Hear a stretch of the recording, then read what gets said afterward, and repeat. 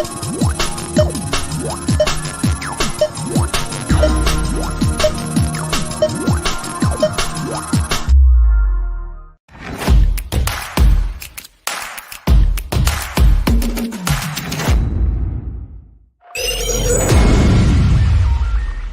watching SKST Radio.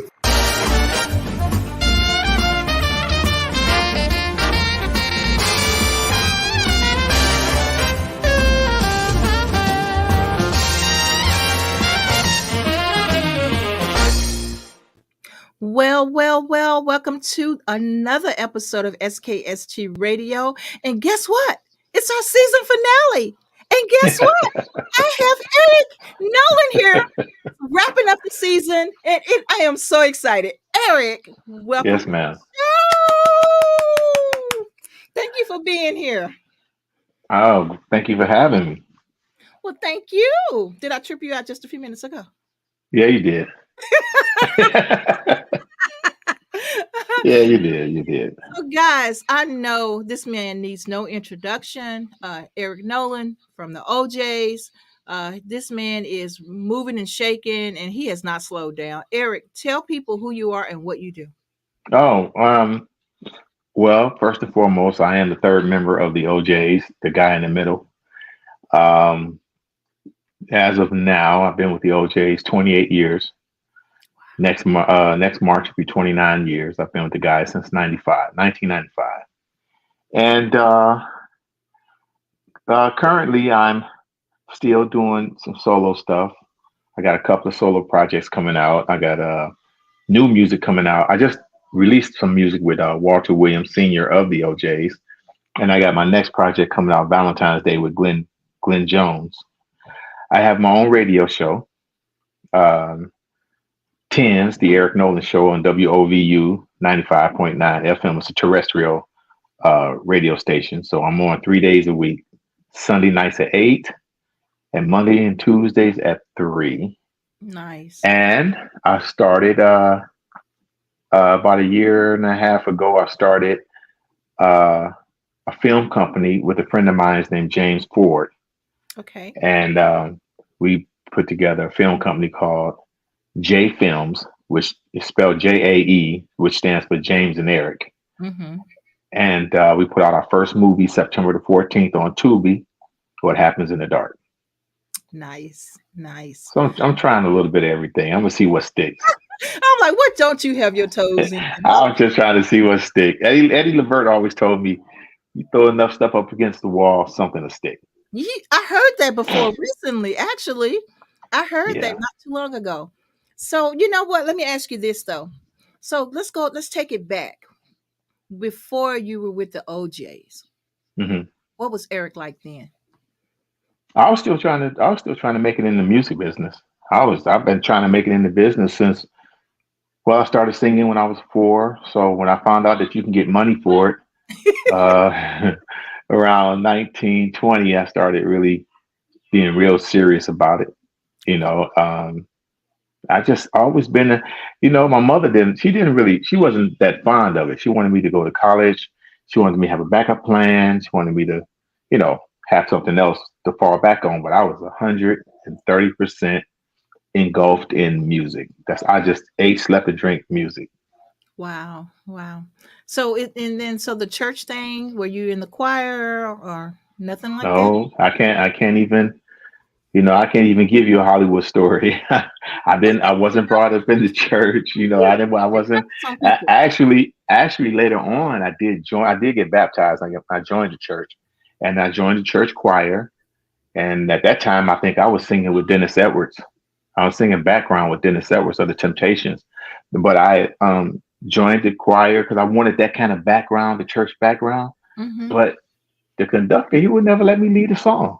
I probably went to about eight rehearsals or practices and everything. He never gave me a song. I was like, bump this. I'm out here. You won't let me sing? And you gonna let that person sing? Really? I'm out of here. So I never went back. So I don't have that. I don't have that story to tell you that. I was raised in the church, and my mother and father, and there was a deacon, and there was a pastor. And I don't have that story. That's not me. Original. There you go. Yeah. Let's keep it all real. I don't have that story. So when did you realize that you could really sing? When did you realize you had that performance bug?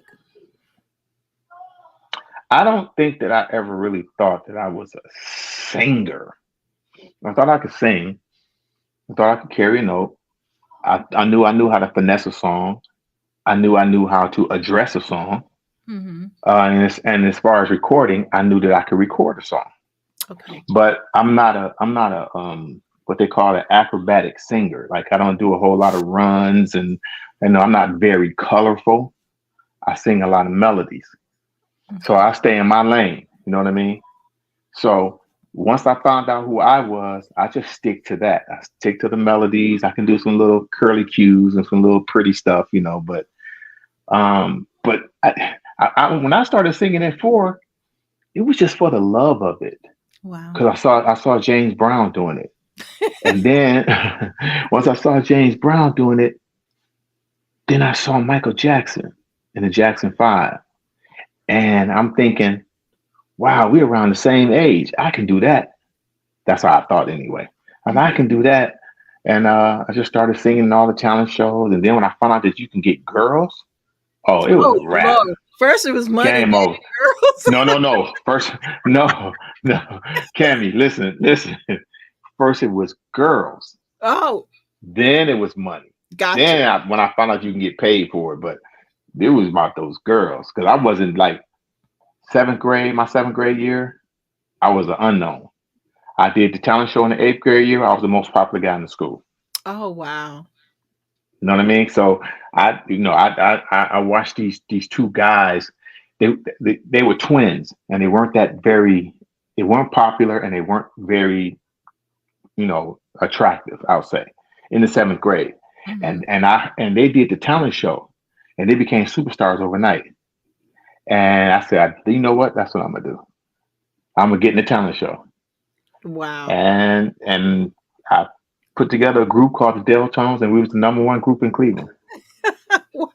So you've been doing it for a minute then. If that's that is funny. So we're gonna take a little quick sponsor break, and then we'll be right back after these messages. Mm-hmm. Get worldwide airplay, boost online streaming and sales.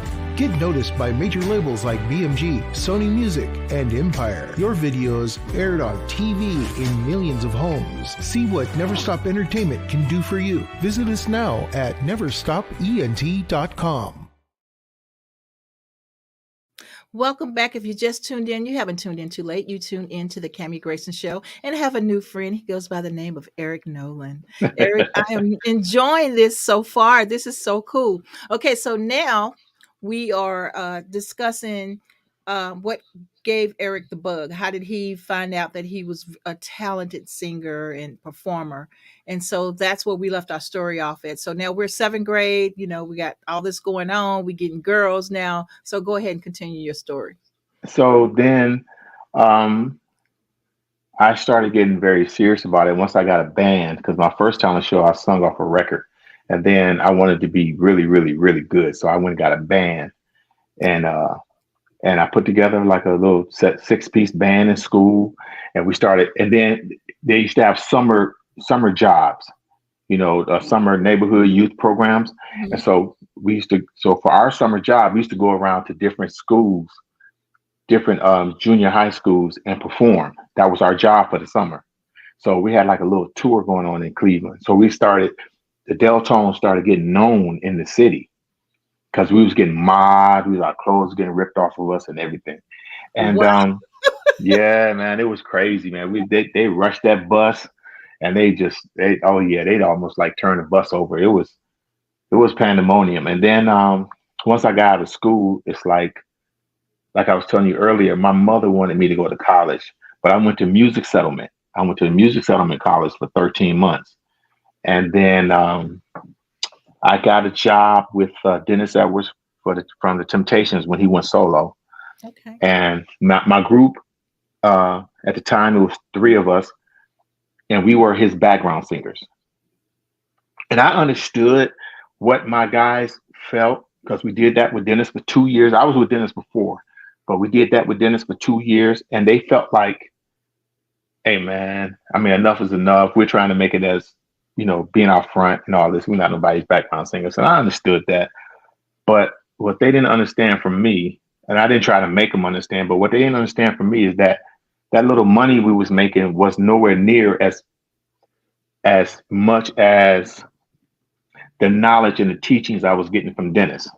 Yeah. I was getting hands-on knowledge from, like, I would sit up in the front of the bus with him, and we talked for hours and hours, and he was just giving me so many gems and now stuff I couldn't find in a book. Right. And so I stayed with him. I stayed with him for extra 2 years, and then I didn't feel like I could make it in Cleveland. I went to Detroit. Okay. And I lived there for 4 years trying to make it there.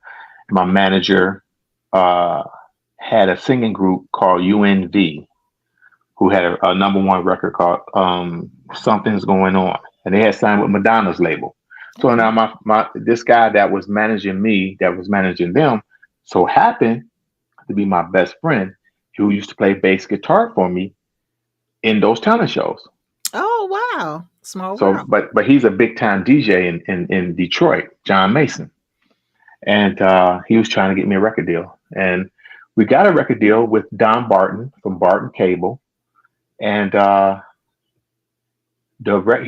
don't think he knew enough about the business to get records played. You know what I mean? And for some kind of way, Cammie, Gerald Levert found me. Now I'm gonna take 2 steps back. Okay. Gerald and I, when our group became number one in Cleveland, Gerald was putting together a group, because Gerald was a solo artist back then in high school, but he always wanted a singing group like his father.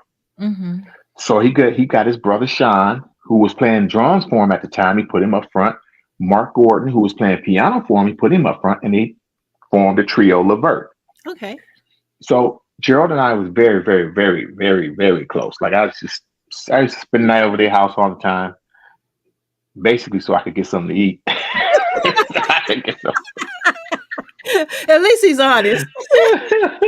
Basically so I could get something to eat, because we was poor. And Gerald and Mama Levert, she would cook a full course meal every night. Oh, every night. No wonder those guys are so healthy.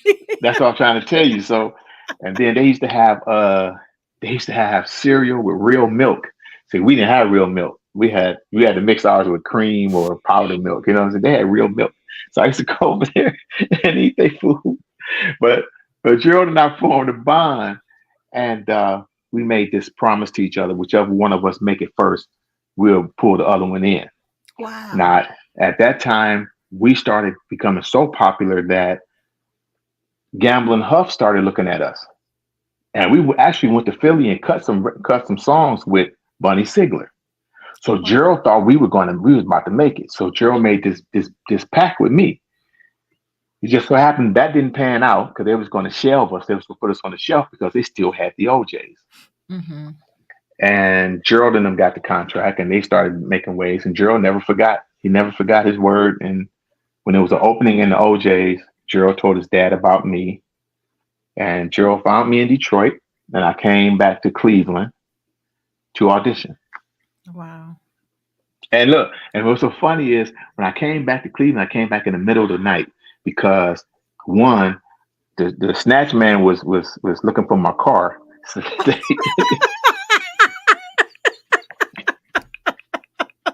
the snatch man is looking for my car. So I travel regularly, but we're over like 2-3 o'clock in the morning, right? And I would park it. I would always park like way down the street somewhere, behind a truck or whatever. Wherever I can like disguise it. So I came back to Cleveland in the middle of the night. Gerald was at the studio, and I remember telling Gerald, I don't have a place to live. I don't have no place to go. And he gave me $300, and he said, go get a room for the night and be back here tomorrow. I want you to sing background on the Father and Son album, and I'll pay you for it. So I gave me these $300, and I'm like, where do you want me to get a room for $300? I'm not buying nobody. I ain't going to get no room for one night for $300. I went to the Cross Country Inn, Okay. 1995 a night. At that time, they had HBO and Showtime. All right. I was balling. I went and got me a room. We got me a room for 2 weeks. Man, I'm telling you, I had a hot shower, had a color TV, a little refrigerator, a little microwave. That was Oh lit. man, I'm Shoot. trying to tell you. Got me some Snyder barbecue potato chips and some bologna. Bruh, you don't understand. I Oh my was goodness. cool. I stayed there for 2 weeks on that $300, and I came back and I did the Father and Son album, the background vocals for that. Gerald gave me $3,200, and I went and got an apartment. I went and got this girl who liked me. She co-signed for the apartment, and I was in like a high-rise apartment, and I stayed there for like 8 years, 9 years. Wow. Yeah, that's a true story too. Believe it. Yeah, absolutely. So, it's amazing though. You think about how you got started, what your goals were back in those days, and now look at you. I mean, so how does it feel to be in the dream? This is what you dreamed of being and who you plan on being. I mean, it might not be 100%, but you pretty much did what you set out to do. Um, Cammy, okay, to be more transparent, let me tell you this. I don't think I have really sat down in it just yet. I probably would get more satisfaction when it's over for some reason, because I haven't had a chance to like sit down and bask in it, because I know my first 15 years we were traveling, we was touring so much, and we was just gone 6, 7 months out of the year. We just go.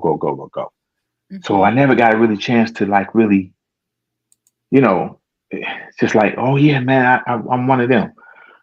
And then later on, I think I think what happened was I wanted so much for Ed and Walt, because like when we got inducted into the Rock and Roll Hall of Fame, that was one of the times that I felt that I was ecstatic for Eddie and Walter, because they have been trying to get into the Rock and Roll Hall of Fame for so many years. Mhm. Me personally, I didn't. I felt like I came in on the coattail. Yeah, okay, I You know get what I'm saying? So I didn't really grasp it like that.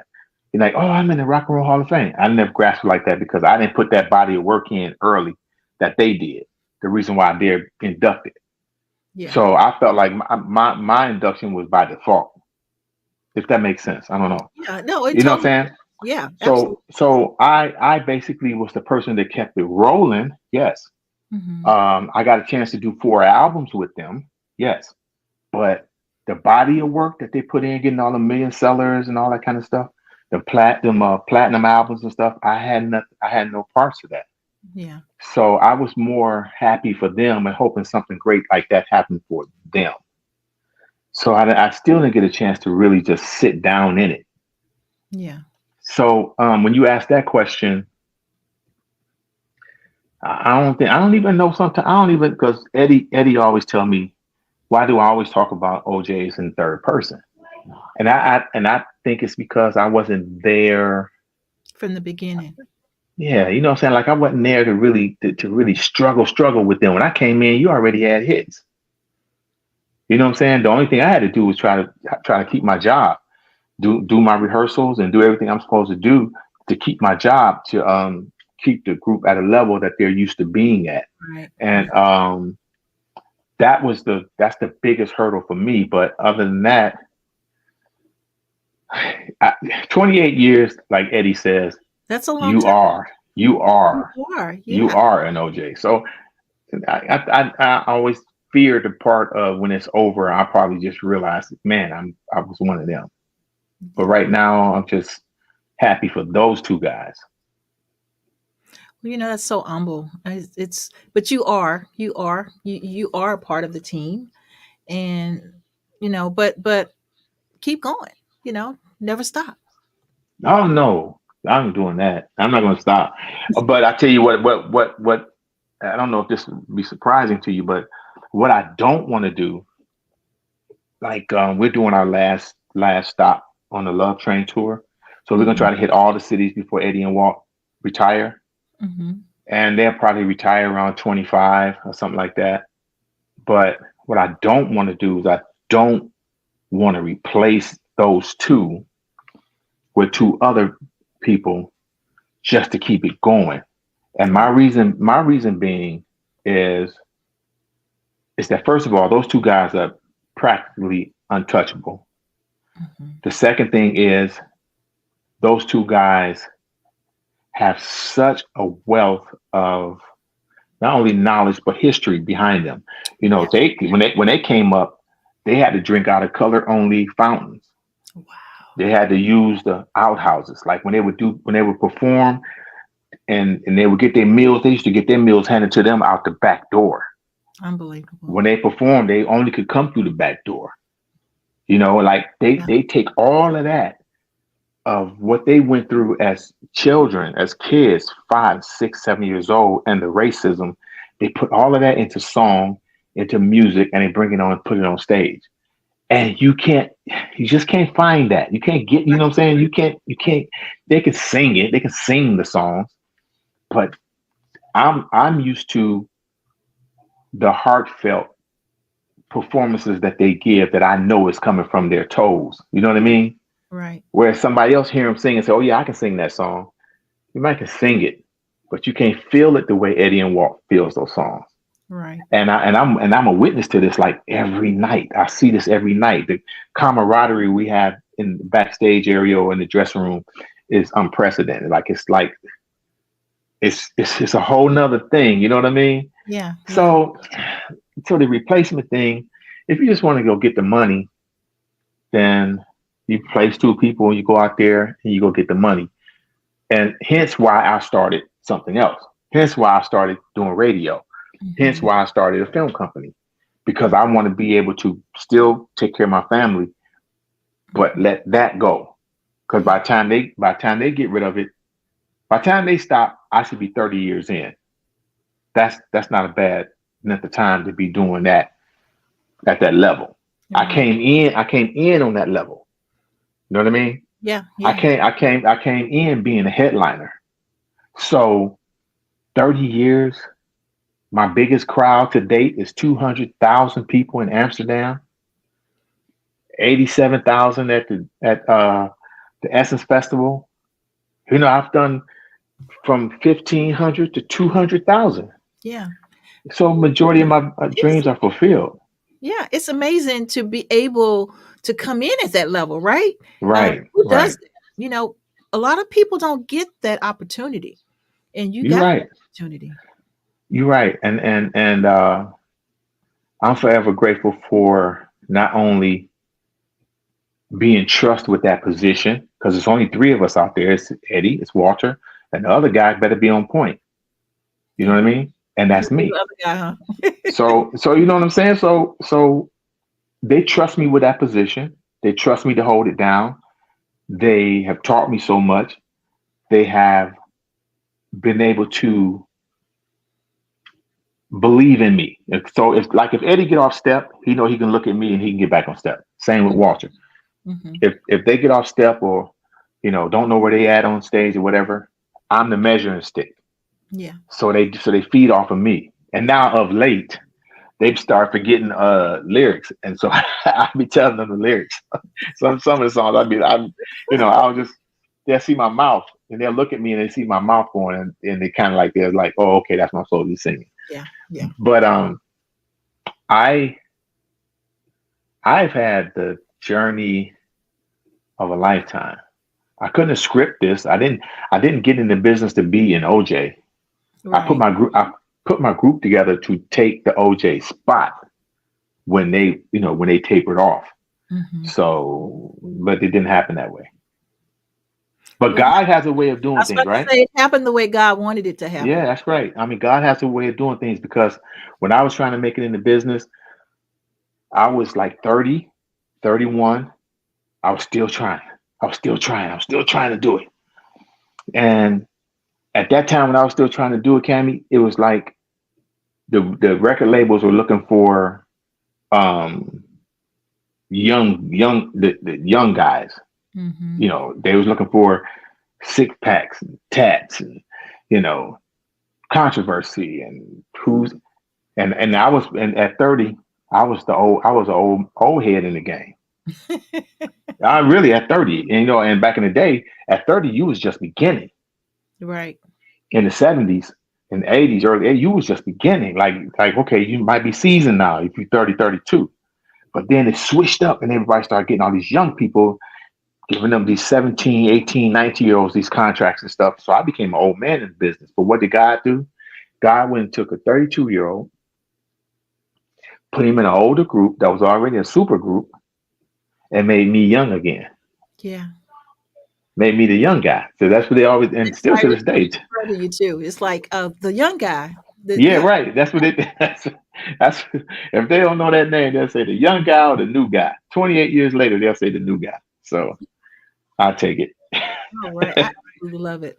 So let's fast forward up to today's time now. So you have been working on different projects you mentioned, and one of them is a song.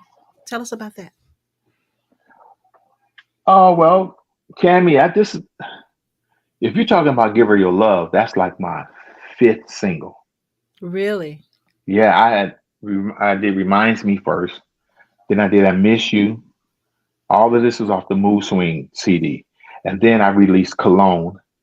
Then I did "On My Way," "In My Life," and then had Walter. And then Walter and I did "Give Her Your Love," which "Give Her Your Love" was on the Mood Swing album. I just took it off and I shortened it sort of for radio, and I remixed it. I put a different sound on it, different, you know, punch to it, because I'm starting my second EP is going to be an Eric Nolan features. Okay. So on the features, I got Walt that I did with "Give Her Your Love." Glenn Jones is going to be on the second one. Kanye Doss, and then Will Downey. And I'm trying to do a record with Russell Thompson Jr. from the Stylistics, Wow. and Hitters. Lily Lyons from SWB. Wow. That's going to be amazing. I'm gonna try. Oh my gosh. So we do have your song, "Give Her Your Love." Is it okay for us to play it and show people what we're talking Oh about? yeah, most definitely. Let's make it happen.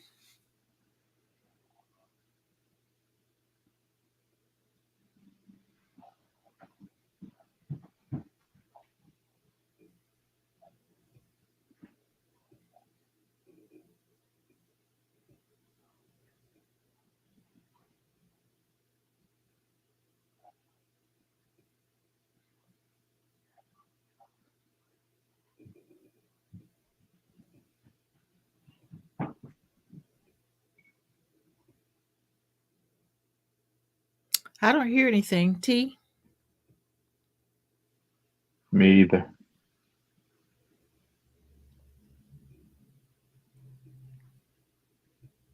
T Nice, can you adjust the sound?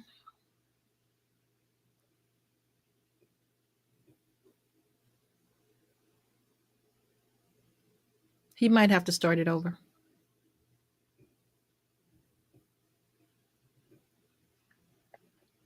Might be on mute. Oh, you know what, T? You need to probably unmute yourself.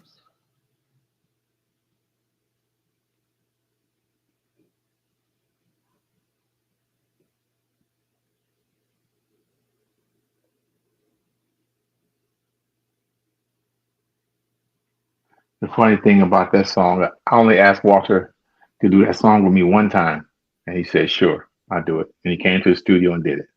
Wow. So I like the different scenes. T Nice, why don't you put yourself on screen small and see if that's what the problem is, since we're doing it through your system. There you go. Ladies and gentlemen, DJ T Nice is in the house. T Nice. I don't know why it wasn't playing. That's okay. Can you start it over for me? I would like to see it from the beginning, if it's okay with you, Eric. Yeah, I'm fine with it. My girl, man, it's like I take her to dinner, buy nice things. Hell, I'm even paying some bills. And I don't get it. We just keep bumping heads, man. It's like y'all look like two homeboys just hanging out. No, That's my man right there. I mean, why are we bumping heads like this? You know what now? Women are very tender, sometimes very fragile. I've seen the both of you in the good times in this relationship. I've seen her respond to you. I've seen you respond to her.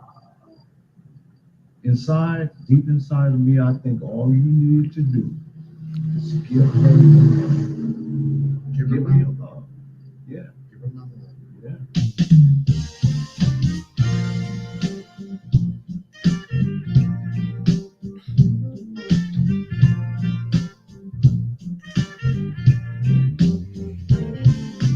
Don't know why we argue about the stupidest thing. Sometimes she gets on my nerves, makes me wanna say things that she don't deserve. Oh, you may value what you say, best believe I can't relate. They can be a handful. Doesn't matter what you do, that won't make sense to you. Those are the times you sit on your pride and just give your love, even when you don't feel like it. She's having a bad night, and I bet you that she'll give it back to you. So just when you don't know what happened, when you talk and she's snapping, that's when you got to. It's hard to say that they're from Venus and that we're from Mars. Yes, we're opposites, but they need us just as much as we need them. Man, ain't that true? I don't know what I would do if I didn't have my girl.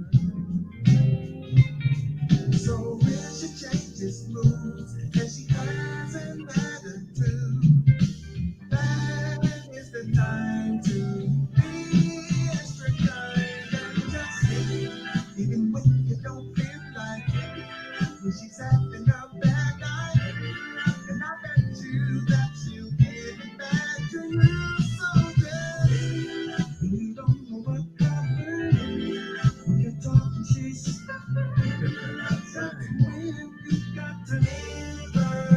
Pretty.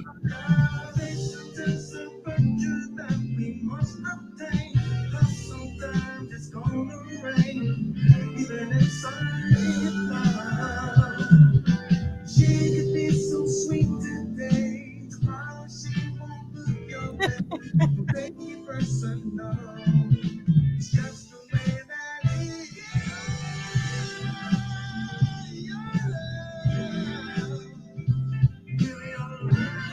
And I bet you that you'll give it back to you. So you don't know what happened. When you talk and she's snapping, that's when you got to leave her.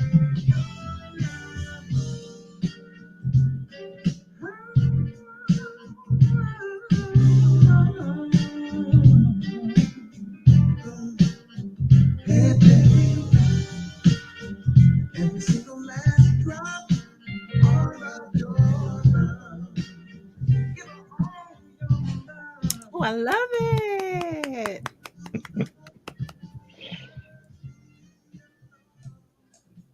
Thanks, T Nice. Thank you, T. We appreciate it. All right. So who did the script for the skit here? Me. You did. That was Yeah. really good. That's a friend of mine's, Nisi. niece say she was a model in Cleveland, and she used to always badger me. She's like, "You keep using all these other people to do your videos, and you don't never call me to do your video." And so when she got married, I thought it would be a good take on what that song was about. You know what I mean? So she and she lives in Vegas now, so she shot that in Vegas and she sent it to me.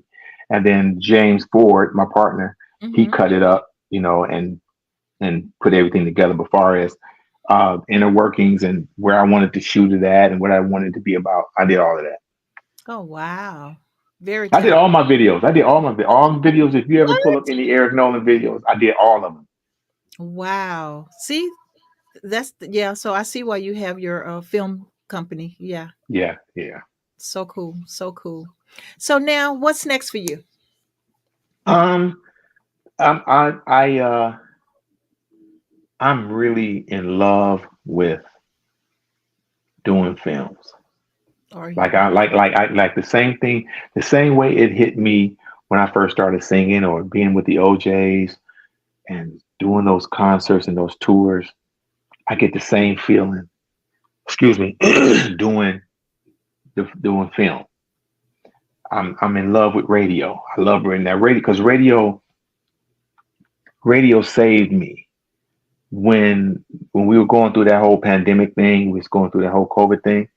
They allowed me to be on the air, and that allowed me to have listeners and interwork with the with the audience or people, the listeners. So that kind of like kept the walls from caving in on me. You know what I mean? So You have messages there, sir. I got messages. I don't see no messages. I can't see nothing. So Delvis said, "I am so proud of my brother Eric." Oh, Delvis, Talented. listen, Delvis was instrumental, very instrumental in getting me that radio show.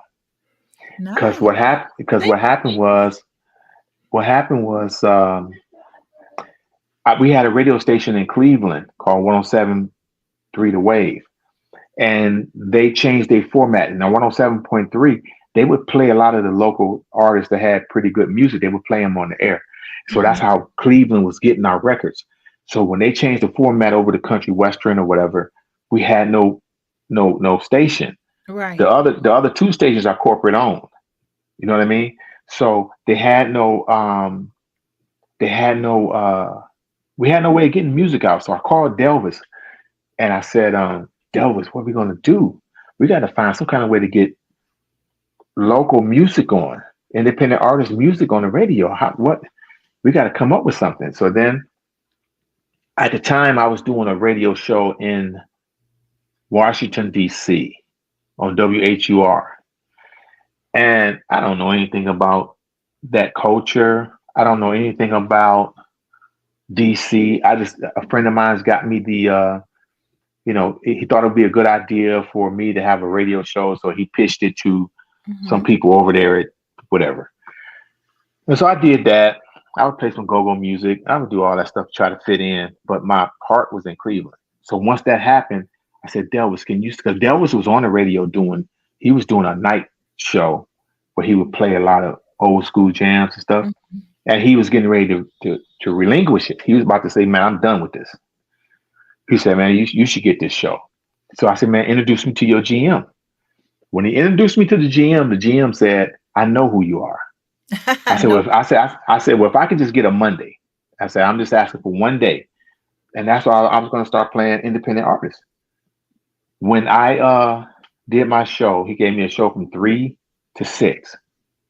By the time it was like 4:15, he asked me, could I do 2 more days? Wow. And I've been there going on 3 years now. And Delvis was instrumental in that because me and Delvis, I run a lot of ideas by Delvis because Delvis is a real level-headed guy. Like he doesn't, he don't have a fight in the race. His thing is he try to, do things that make sense. Like him and I started a promotional company called VIP Entertainment, Vintage International Promotions, where we bring in concerts.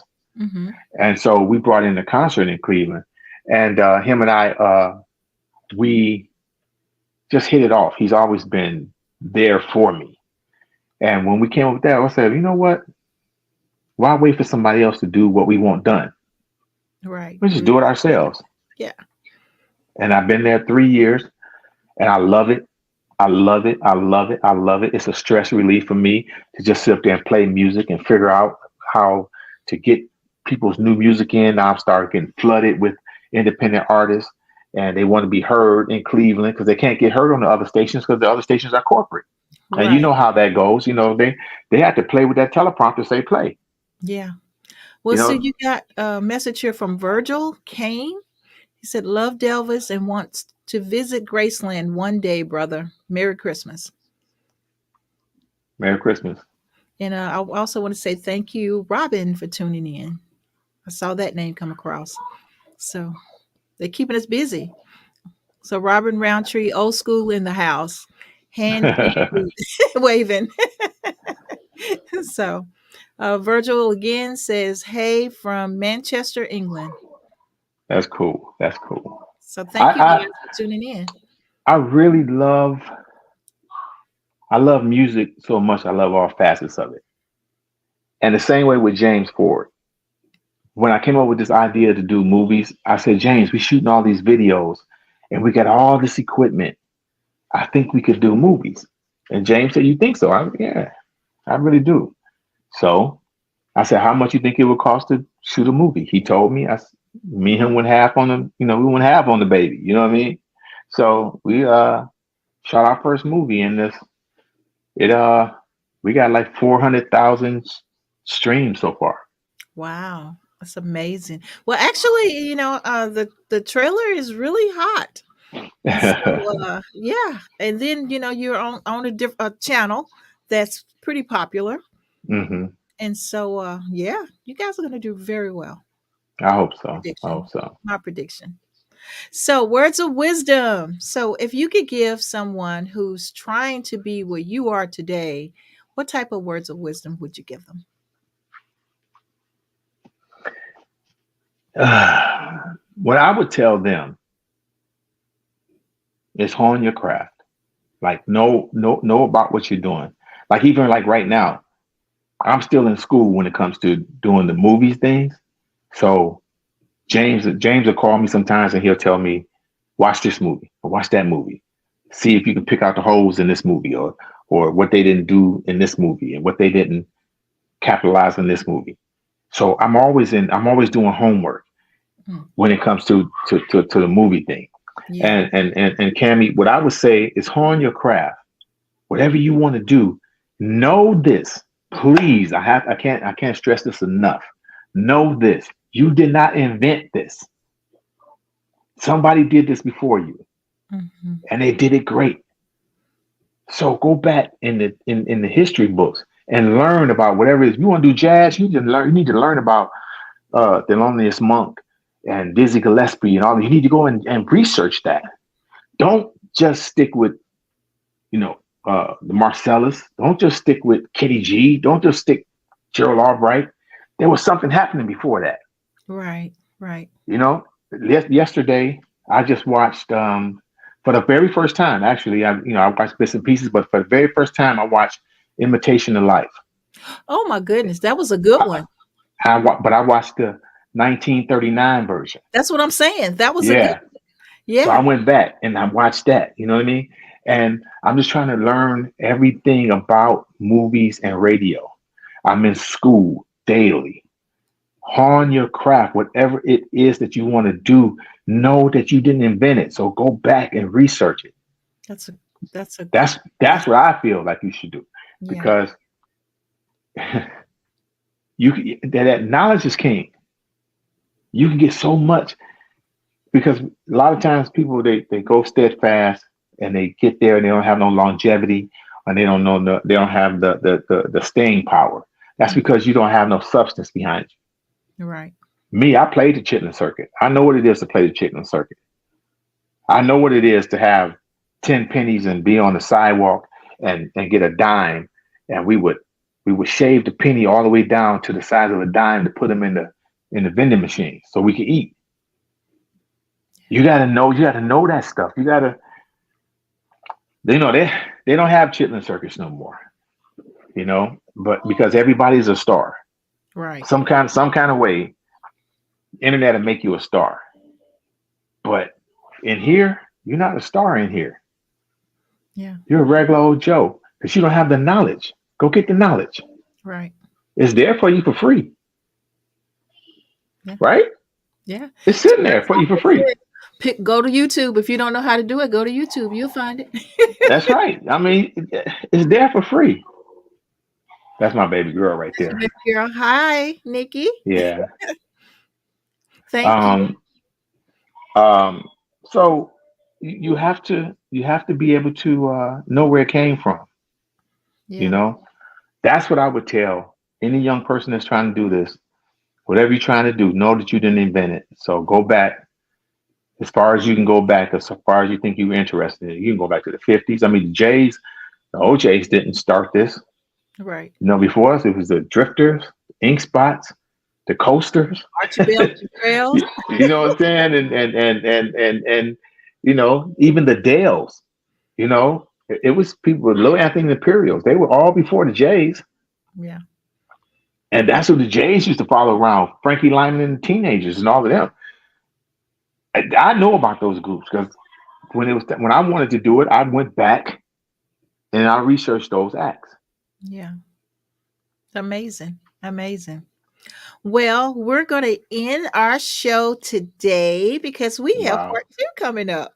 So the real finale of my season finale, guys, if you're here, join us back on the same YouTube or the same Facebook, and we're going to bring in, who's your partner?